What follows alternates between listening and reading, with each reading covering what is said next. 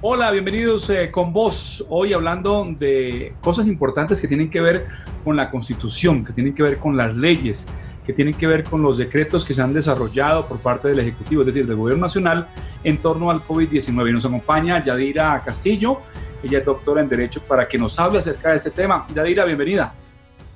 Hola Julio, muchas gracias por invitarme a tu programa.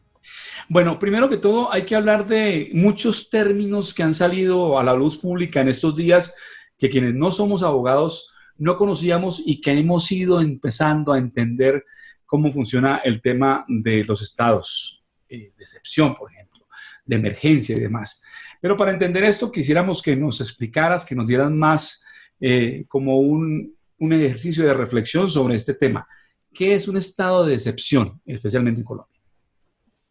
Los estados de excepción hacen alusión a facultades extraordinarias o excepcionales que adquiere el presidente de la República en tres situaciones muy puntuales: ante un estado de guerra exterior, un estado de conmoción interior y ante un estado de emergencia económica, social y ecológica. Hace precisamente alusión a situaciones que no pueden ser reguladas por el legislativo o por el Congreso, razón por la cual la Constitución reviste ese tipo de facultades al Ejecutivo. De esa manera, él queda con la facultad de proferir decretos con fuerza de ley que están en el mismo nivel de una ley. Pero los estados de excepción no significan que son una excepción a la Constitución. Por el contrario, a partir de la Constitución de 1991, ellos están reglados y están sometidos a un control político y a un control judicial. El control político lo ejerce el Congreso, el control judicial lo ejerce la Corte Constitucional. Bien. Como sabemos, la experiencia anterior a la Constitución de 1991 estaba basada a partir de los estados de sitio, y en estos estados de sitio se cometieron muchísimas irregularidades. Entonces, a raíz que dieron pie a muchos abusos en la Constitución del 91, lo que se trató fue de incluir ya entonces un estado más para llegar a 3 estados de excepción y entrar a limitar las facultades del Ejecutivo precisamente para evitar arbitrariedades. Hay un punto clave dentro de toda esta maraña de asuntos jurídicos que se presentan y que con el cambio de la Constitución, pues hemos visto que han cambiado muchas cosas en favor de los ciudadanos, pero también hay que entender, lo planteaba usted inicialmente, que tiene que ver con el estado de emergencia económica, social y ecológica que está bajo una ley que es el decreto ley 417.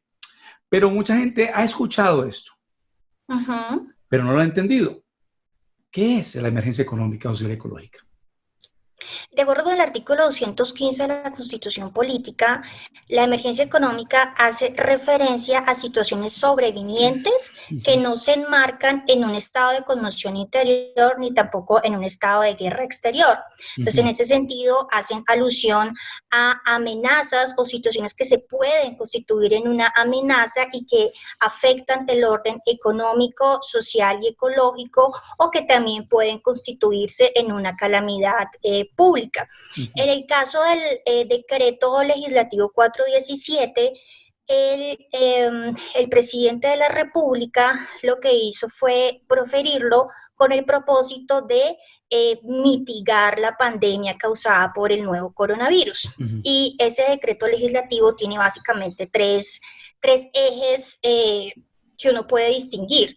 El primer eje es el que tiene que ver con mitigar la propagación de la pandemia. El segundo eje es el que busca propiciar o generar recursos y también mecanismos para que el sector salud pueda atender la enfermedad respiratoria causada por el coronavirus.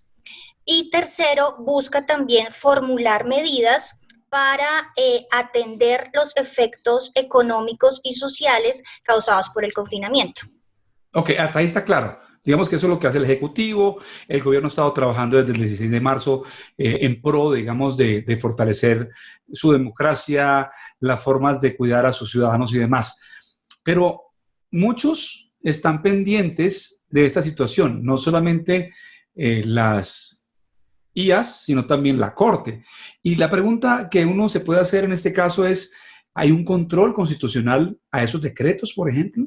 ¿Hay un control exhaustivo para entender que nosotros tenemos una primera vez, es decir, no tenemos un antecedente, no hay una jurisprudencia que permita tener un historial, que tener un cimiento para hacer un control de este tipo? ¿Existe? ¿Qué es? Perfecto, eso es una pregunta genial. Hay dos tipos de controles, un control judicial y un control político. El control político está en cabeza del Congreso y el Congreso lo que hace es analizar las motivaciones de conveniencia y de oportunidad que el gobierno consideró que debería tener en cuenta para hacer la declaratoria. Y al mismo tiempo, el Congreso debe entrar no solo a mirar la conexidad entre la declaratoria del estado de emergencia y los hechos que el gobierno argumenta para eso, sino también que debe entrar a verificar los informes que el gobierno le presente sobre la evolución del estado de emergencia económica, social y ecológica. En cuanto a lo que hace la Corte Constitucional, la Corte lo que aboga es por la integridad de un Estado de Derecho. Y para eso debe entrar a garantizar la vigencia del principio democrático, de la separación de poderes y de la supremacía de los derechos fundamentales. Ese control que hace la Corte Constitucional es un control que es complementario al control que hace la jurisdicción contenciosa administrativa y que está regulado en el artículo 136 de la Ley 1437 del 2011, también conocida como el Código General y de lo contencioso administrativo, que aquí es un control automático de legalidad. ¿En qué consiste entonces el control que hace la Corte? La Corte hace un control que es un control de tipo jurisdiccional, es un control automático, es un control integral, es un control definitivo y es un control participativo. Cuando hablamos de un control jurisdiccional, quiere decir que por oposición al control que hace el Congreso, no es un control que está basado solamente en analizar asuntos de conveniencia y de oportunidad. Es un control que lo que busca es contrastar varios aspectos materiales y aspectos formales del acto legislativo de cara a un test que la Constitución junto con la ley estatutaria de los estados de sección, ha delimitado.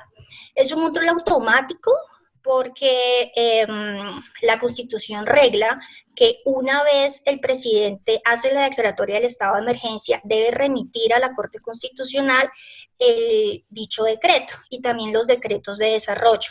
Si no lo hace, entonces la Corte puede entrar a conocerlos de forma oficiosa.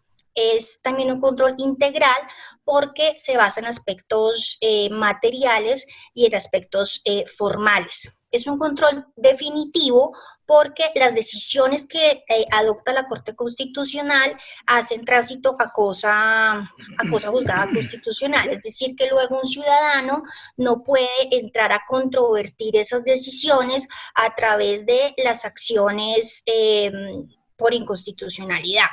Y finalmente es un control participativo porque los ciudadanos tienen la oportunidad de presentar sus puntos de vista con respecto a el decreto legislativo que declara el estado de emergencia y los decretos de desarrollo.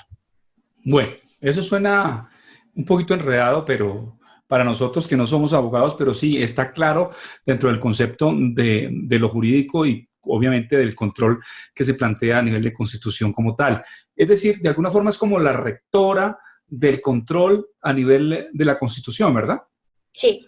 Si el Ejecutivo, es decir, si el Gobierno Nacional a través de sus decretos se equivocó porque no tuvo un referente, porque no logró que esa emergencia sanitaria y ambiental tuviera un asidero fuerte para poder lograr que constitucionalmente se mantuviera, ¿cómo hacer entonces para que la Corte pueda,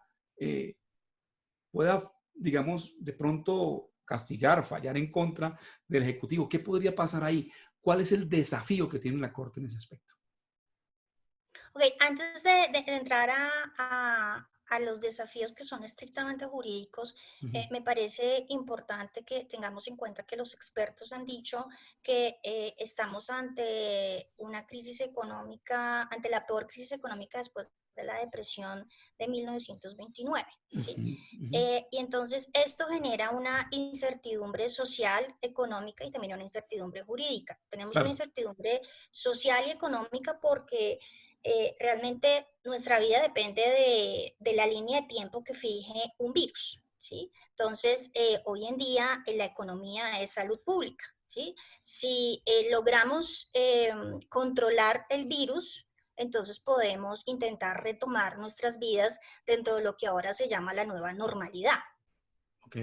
Con el punto de vista jurídico, este estado de sección también ha generado incertidumbre porque la pandemia no cabe en el diseño constitucional colombiano ni tampoco en el marco jurídico. Entonces, se observan en algunos decretos algunas cuestiones o situaciones materiales y formales que pueden entrar a debilitar o a desestabilizar el Estado de Derecho. ¿Sí? Entonces, la tarea de la Corte Constitucional es garantizar la integridad de la Constitución, ¿sí? Y del Ujú. ordenamiento en general, Ujú. pero sin sacrificar medidas sociales y económicas que pueden ser importantes, valiosas para atender la pandemia y los efectos que genera el coronavirus. Entonces, muy seguramente lo que tiene que hacer la Corte Constitucional es entrar a hacer entrar a formular un equilibrio, ¿sí? En Ujú. el cual pueda precisamente mantener la vigencia de ciertas de las instituciones del Estado de Derecho, Ujú. pero también delimitando las facultades del Ejecutivo para experiencias futuras. Porque creo que no todos estaríamos de acuerdo con declarar inconstitucional ciertas medidas que sí pueden ser muy valiosas para para atender la pandemia solo por ciertos vicios de forma. Entonces la Corte debe entrar a analizar la Constitución y el marco digamos, y el bloque de constitucionalidad y la ley, no con una rigurosidad manifiesta, sino haciendo Ujú. uso de los principios y de los valores rectores de la Constitución. En otras palabras, estaríamos hablando de que la pandemia estaría creando una jurisprudencia. Pues o sea, ya la Corte Constitucional tiene una jurisprudencia bastante elaborada que se ha ido también fortaleciendo y decantando Ujú. sobre los estados de sección, ¿sí? Ujú. Pero la particularidad de este estado de sección es que el diseño de los tres estados de sección no logran cubrir todas las necesidades que trae la pandemia. Entonces, Ujú.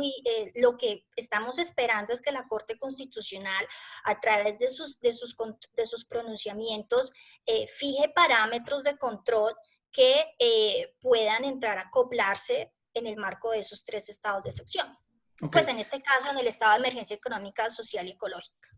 Me llama la atención que hablabas sobre el tema de las cuestiones que se han observado de acuerdo a los decretos revisados, digamos en el 440, el 537, que hemos visto que de pronto puedan tener una vigencia, digamos, de decreto legislativo, un acto administrativo. ¿Cómo podemos diferenciar, cómo podemos mirar, cómo podemos dirimir, cómo podemos desglosar esos aspectos de esas cuestiones que hablas Uh de -huh. los decretos revisados? Perfecto. Voy a referirme, como tú lo acabas de decir, a los decretos 417, perdón, a los decretos 440 y a 537. Ajá. Ambos decretos lo que tratan es de adoptar medidas de urgencia en materia de contratación estatal con ocasión del estado de emergencia económica y social derivada de la pandemia del COVID-19. Ujú. El decreto 537 sale con posterioridad al decreto 440 y el decreto 537 es una reproducción prácticamente del decreto 440. Ok. Lo que hace el decreto 537 es que hace unos ajustes en cuanto a técnicas jurídicas o técnicas de formulación de las normas, de las provisiones, y hace también un cambio en la vigencia del decreto. ¿En qué Ujú. consiste?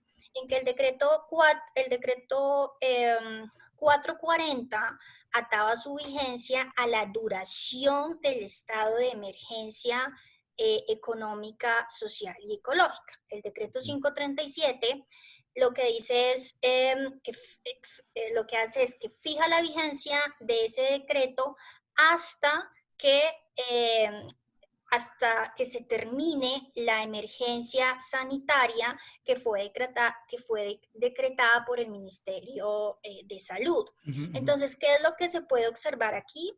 Que el Ejecutivo ató la vigencia de un decreto legislativo a un acto administrativo, o sea, a una norma de rango inferior, ¿Y ¿ya? si se puede? Y, y qué es entonces lo que la Constitución ha dispuesto sobre eso, y también lo que en general el ordenamiento Ujú, legislativo ujú. fija, es que el Ejecutivo tiene la libertad de decidir cuándo una ley entra en vigencia después de su promulgación, Ok. ¿sí? No antes de la misma, y que en el caso, por ejemplo, de la derogatoria, ¿sí? O de la pérdida de eficacia de una norma, se debe hacer por una norma de igual o de mayor rango. Ok. Entonces, pues uno esperaría de que esto fuese a través de un decreto legislativo, no a través de Un un acto acto administrativo. Ujú. administrativo. Entonces ahí se crea un cuestionamiento sobre qué tan viable es hacer eso en un estado de emergencia económica, ¿no? ¿Eso es inconstitucional? ¿Podría tumbarlo la Corte?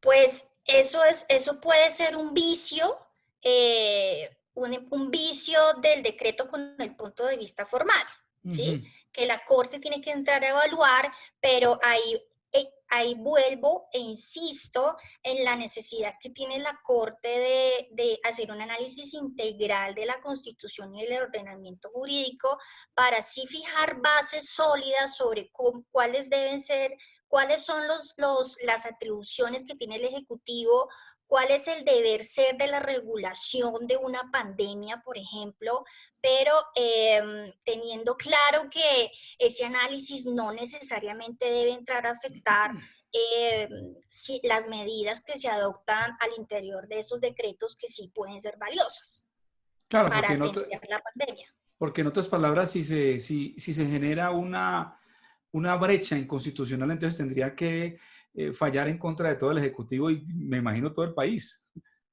Pues sí, o sea, no, y estaríamos ante el riesgo de que se caigan medidas que son muy importantes. Claro. Bueno, hay otros decretos claves también que recordemos que se ordenaron en la cuarentena en los primeros días de marzo. Uno de ellos como ejercer el control de la legalidad frente a los decretos. Hay que hablar de el 457, que eso nació creo que fue el 22 de marzo, si no estoy mal, el 531 que fue de abril y el 536 del 11 de abril. Digamos que frente a esto, ¿cómo se ejerce ese control de la legalidad? Pues estos decretos también han abierto todo un debate porque la gran pregunta es si el aislamiento obligatorio Ujú. debe o no debe decretarse a través de un decreto ordinario, ¿sí? Eh, Cuando hablamos de un aislamiento obligatorio, hablamos de la afectación del derecho fundamental de circulación. Ujú. Entonces, estos decretos que acabas de mencionar no invocaron el decreto por el cual se declaró el estado de emergencia, ¿sí? Ujú. Pese a que esos decretos surgieron con posterioridad a la declaratoria de dicho estado, ¿sí? Ok. Eh, entonces, en esa medida, uno creería de que el Ejecutivo está afectando un derecho fundamental y en esa medida, para hacerlo, debería arroparse o hacerlo a través del ejercicio de facultades excepcionales, que se lo decreta que se las atribuye el decreto 417, pero al no hacerlo, entonces las medidas quedan como sin un sustento, ¿sí? Y Ujú. entonces, en principio, quien conoce de esos decretos es la jurisdicción contenciosa, el Consejo de Claro. Estado. Pero pues el Consejo de Estado tendrá el gran dilema de entrar a analizar si realmente le compete conocer de medidas que restringen un derecho fundamental, porque aquí es importante aclarar que los estados de excepción, si bien no son una excepción a la Constitución, sí permiten hacer restricciones que en momentos o en periodos ordinarios o normales no se podrían hacer, ¿sí? En ese sentido, la ley estatutaria que regula los estados de excepción hace unas distinciones, ¿sí? En esas distinciones, esa ley establece, hay unos derechos que son intangibles, es decir, Ujú. unos derechos que usted no los puede afectar o tocar en ningún momento, incluso en estados de excepción. Por ejemplo, el derecho a la vida, el derecho que prohíbe la tortura, los tratos crueles, inhumanos, pero hay otros derechos y otras libertades, como son las libertades fundamentales, que ellas sí pueden entrar a ser restringidas bajo ciertas condiciones, no suspendidas, o sea, usted no puede anular el derecho, pero usted sí lo puede entrar a limitar o a restringir. ¿A través de qué? Pues de un estado de excepción. Entonces, como el Ejecutivo declaró ese aislamiento obligatorio sin sustento en el decreto por el cual declara la emergencia económica, se crea entonces una gran duda sobre si es posible hacer eso a través de un decreto ordinario. Ahí habría una ambigüedad muy grande y tendríamos entonces que generar también unas reflexiones sobre lo que podría pasar. ¿Se arriesgaría o no se arriesgaría el Consejo de Estado? Pues no sabemos cuál puede ser la postura, pero por ejemplo hay juristas como Rodrigo Primi, quien sugiere que la Corte Constitucional debería asumir de oficio el conocimiento de esos decretos, porque son decretos que si bien con el punto de vista formal Ujú. son ordinarios, el hecho es que su contenido está ligado a derechos fundamentales. Claro. Entonces debería la Corte entrar a conocer y fijar parámetros de control sobre eso. Porque, insisto, o sea, yo creo que nosotros no queremos que se declare la inconstitucionalidad de los decretos que Mm, ordenan el aislamiento obligatorio, porque entonces todos podríamos salir a la calle mm. sin regulación alguna, ¿no? Y entonces todo lo que hemos ganado para hacer un control de la pandemia quizás se perdería, ¿sí? Lo que queremos es que se fijen parámetros claros sobre qué es lo que puede hacer el Ejecutivo y cómo lo debe hacer. Bien. Finalmente, y ya porque se nos acaba el tiempo, hay un punto que me ha llamado mucho la atención y tiene que ver con el Congreso de la República. Regularmente las sesiones del Congreso de la República son presenciales y ahora son virtuales. ¿Cómo se desarrollan las leyes? ¿Cómo se firman? ¿Cómo se generan? ¿Y cómo logran las sesiones del Congreso de manera virtual? ¿Esto es también constitucional? ¿No es constitucional? ¿Tenemos algún antecedente? ¿Sabemos algo de esto? ¿Es válido todo lo que se haga desde lo virtual, por ejemplo? Pues esto genera un gran dilema, ¿no? Una gran polémica en el país sobre si eso no es realmente constitucional que el Congreso sesione virtualmente. Pero mira que este desafío no es único de Colombia y por el contrario sí ha sido resuelto en otros países y creo que ha sido resuelto de forma proactiva porque lo que han decidido es hacer sesiones en las cuales algunos son como semipresenciales, ¿no? Entonces Ujú. algunos van al Congreso, otros están sesionando virtualmente y se han creado mecanismos para agilizar la votación virtual. En Ujú. Colombia, por ejemplo, hay algunos que consideran que no, que las sesiones virtuales realmente van en contra de la ley orgánica orgánica del Congreso y también de la Constitución Política, porque las sesiones son netamente presenciales, pero yo creería que si uno hace una lectura mucho más amplia y no tan rígida del artículo 140 de la Constitución, uno podría concluir de que el Congreso sí puede sesionar virtualmente.